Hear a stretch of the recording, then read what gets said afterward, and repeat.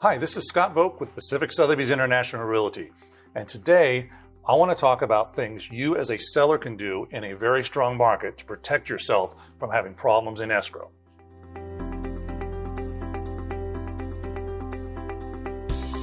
Welcome back. Today I'm going to do part one of a series on how you as a seller can protect yourself, make sure escrow goes smoother. San Diego right now, we're seeing a very, very strong market in certain segments. So buyers are taking some chances. They're doing some things that you kind of want to be wary of. You want to make sure that you're not, as a seller, victimized and have a problem escrow. So first thing I want to talk about is something that you do before you put the house on the market. And that is consider doing a pre-inspection of your home. Now, in a pre-inspection, you're going to spend about $500 to $700, depending on how large your home is. But what you're going to do is you're going to get a report pretty similar to what the buyer is going to get once he's in escrow. What this does is it gives you a chance to fix a lot of the items at a minimal cost. For example, angle stops underneath your sink. San Diego, notorious for hard water. And if you haven't changed in the last 7 to 10 years, I can almost guarantee the inspector is going to say that your angle stops are corroded and he's going to recommend they be changed.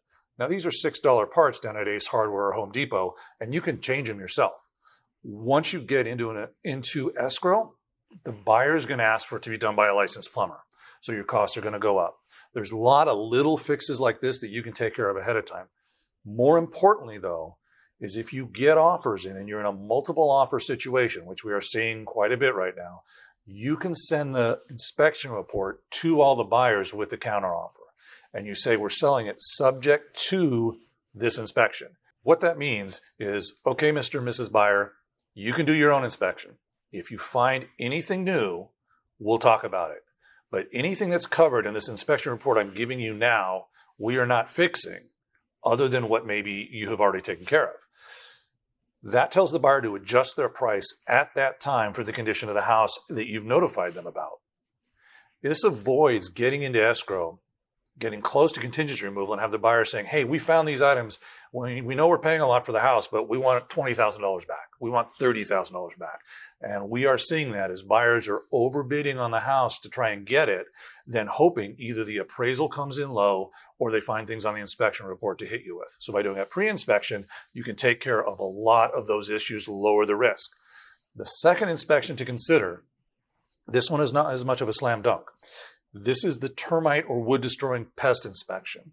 And the reason I'm saying it's not as much of a slam dunk is historically it was written into the contract. It was actually the state had it in the contract and it was just a box to check. Now, if a buyer wants a pest inspection, they have to specifically request it. It's a write-in. We're seeing it about 90% of the time. However, if you do the pest inspection and you find a problem, you are ethically bound to disclose that to the buyer, even if they didn't ask for an inspection. So the downside is you might be opening yourself up to a repair request that you wouldn't have otherwise. The upside is you know what you're dealing with ahead of time. You'll know if it has to be tented. You can negotiate that ahead of time. I mean, if you assume that your termite costs, wood destroying pests, is going to be just fixing some dry rot and you found out you have to tent the house, that's going to change your perception on what you want to get for the house because you've got to build those costs in. So consider definitely getting a pre-inspection done and possibly doing a wood destroying pest inspection. That's it for today's video. Future videos are going to discuss vetting the buyer's agent and the lender, as well as how to handle the contingency periods and protect yourself from assuming undue risk that the buyer doesn't want to assume himself. I'm Scott Voak. Thank you very much for watching my video. Till next time, make it a great week.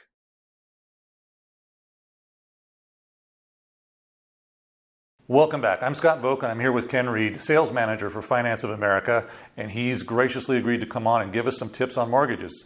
Ken, how you doing? I'm great, Scott. Thank you so much. I'm happy to be here. Well, I'm glad you're on board. Here we go. Let's start, because this is going to be the first of several videos I hope we do. Let's start with the basics.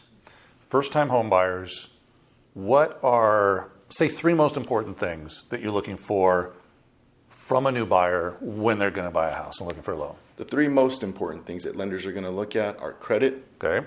income, and assets. And basically. assets. Okay.